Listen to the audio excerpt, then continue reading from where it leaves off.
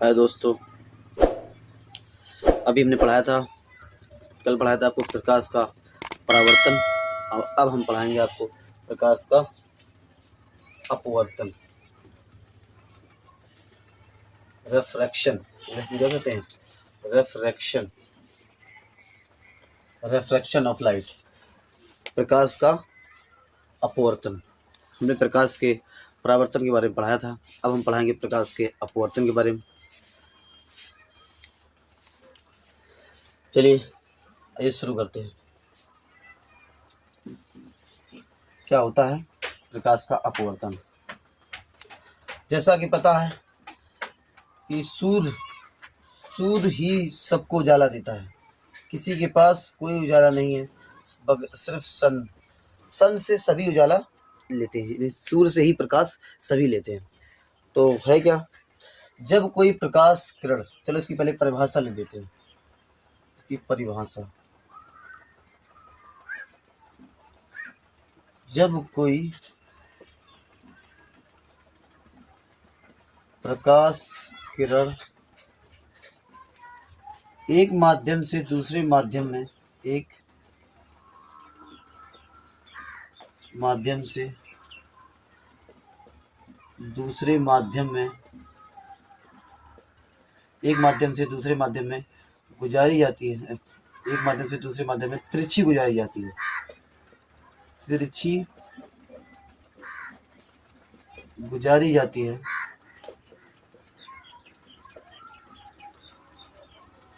तो वह अपने मार्ग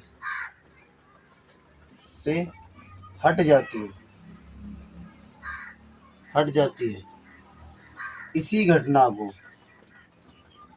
घटना को प्रकाश का अपवर्तन कहते हैं।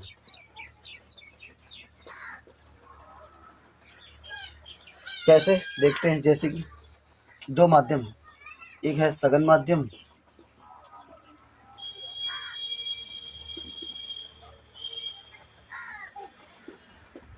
एक मान लिया विरल माध्यम।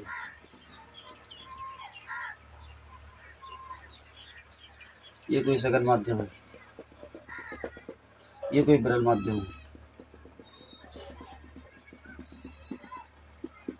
ठीक, कोई प्रकाश किरण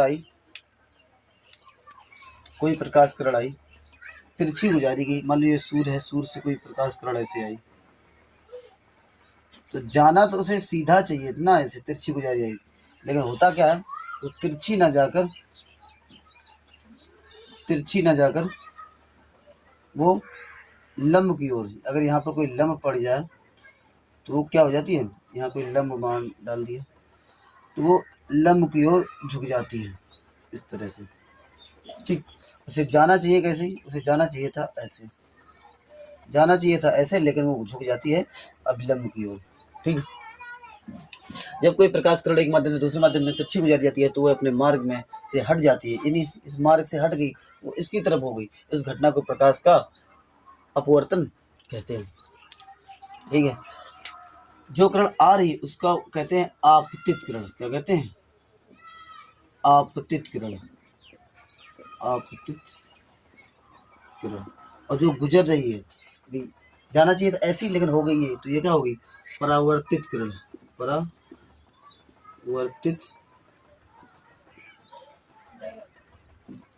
किरण, ये आपतित किरण और परावर्तित किरण। ठीक है, आपतित किरण, और ये क्या है? ये आपका अभिलंब। क्या है? अभिलंब। कोई हमने अभिलंब डाल दिया, देखा कि किस तरफ किरण मुड़ रही है, तो अभिलंब की ओर झुक रही है, तो इस तरफ से जो आ रहा है ये आपतित किरण, तो बनेगा यहाँ पर आपतन कोण को आई से लिखते हैं।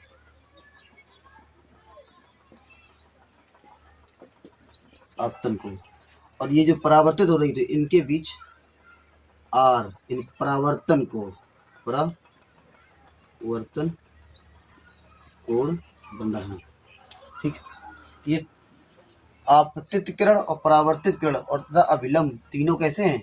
एक ही तल पर है। कैसे? एक ही तल पर है। इससे संबंधित पूछे जाते हैं प्रकाश के अपवर्तन के नियम। तो दो नियम हैं, आपतित किरण और परावर्तित किरण और अभिलंब तीनों एक ही तल पर होते हैं। एक नियम, आपतन कोण और परावर्तन कोण हमेशा बराबर होते हैं। कैसे होते हैं? बराबर। मान लीजिए जैसे कि ये 90 है, जैसी बात ये 90 है, तो 90 में इधर जो होगा तो जो 90 डिग्री होगा पूरा, तो अगर देखा जाए पूरा कितना है 180 होगा, तो आधा इधर बढ़ गया आधा इधर बढ़ गया। इसी प्रकार से 180 नीचे भी होगा तो आधा इधर बढ़ गया और आधा इधर बढ़ गया। ठीक, इससे संबंधित एक प्रश्न और पूछा था, स्नेल का नियम। क्या पूछा था? स्नेल का नियम। स्नेल का नियम मोस्ट इम्पोर्टेंट है। स्नेल का नियम पूछा था, स्नेल का नियम क्या होता है? तो स्नेल का नियम क्या होता है? स्नेल का नियम होता है आपतन कोण और परावर्तन कोण बराबर होते हैं। यानी आपतन कोण आई और परावर्तन कोण बराबर कोण समानुपाती। परावर्तन कोण,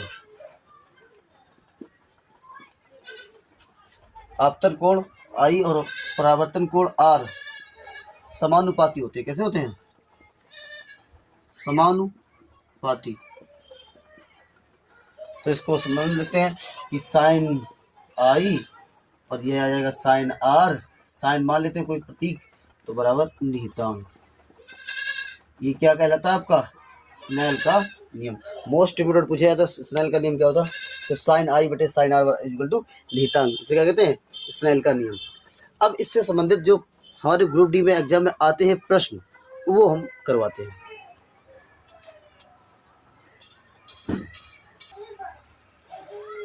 चलिए देखिए इसके उदाहरण, जो रेलवे ग्रुप डी में बहुत पूछे जाते हैं, इसके उदाहरण बहुत पूछे जाते हैं।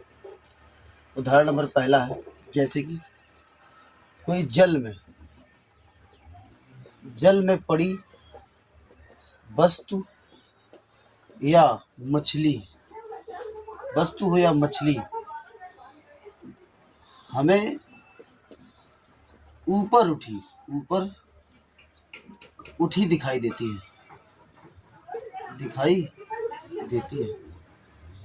कई बार पूछा गया कि जल में कोई वस्तु पड़ी है या मछली हमें ऊपर दिखाई पड़ती है, ऐसा लगता है कि जमीन से थोड़ा सा ऊपर है, तो उसका क्या कारण है? तो उसका पूछा तो दिखाई देती है क्यों?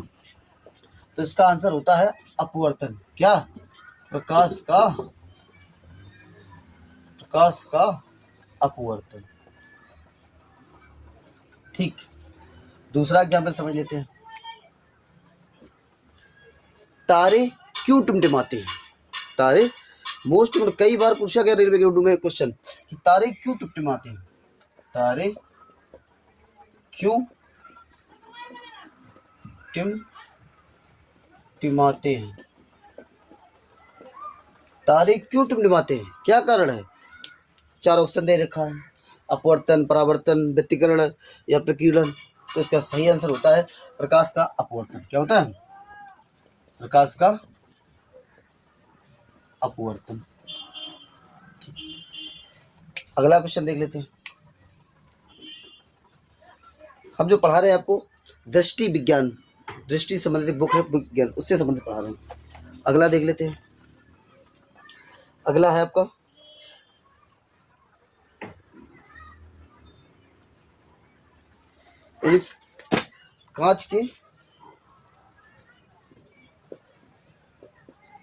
कांच के गिलास में पानी, कांच के गिलास में पानी में पड़ा नींबू हमें उथला दिखाई पड़ता है। हमें उथला दिखाई पड़ता है क्यों? तो इसका भी सही आंसर क्या होगा? प्रकाश का अपवर्तन। प्रकाश का अपवर्तन। और भी देख लेते हैं क्या क्या है, और भी इसमें लिखे हैं। सूर्योदय, जो सूर्य होता है, सूर्य उदय होता और सूर्य अस्त होता, सूर्यास्त के समय सूर्य की आकृति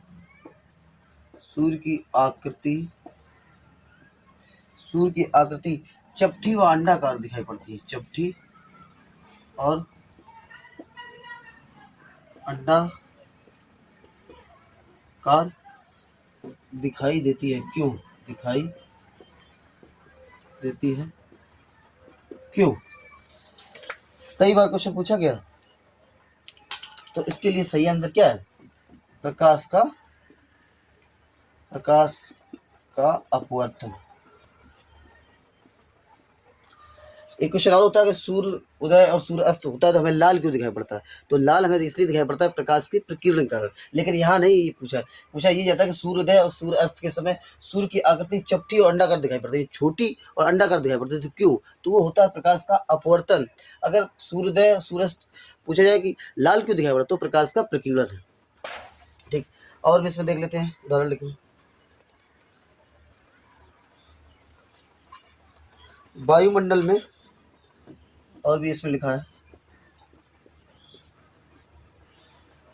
वायुमंडल में भिन्न भिन्न घनत्व की परतें पाई जाती हैं।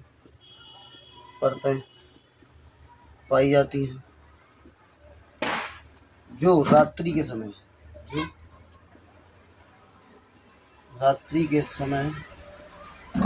रात्रि के समय तारों से आता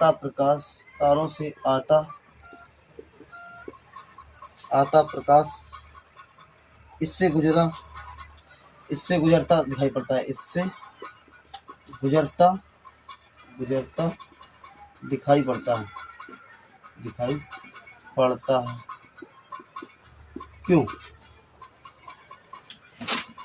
क्यों दिखाई पड़ता है? तो इसका भी आंसर क्या है?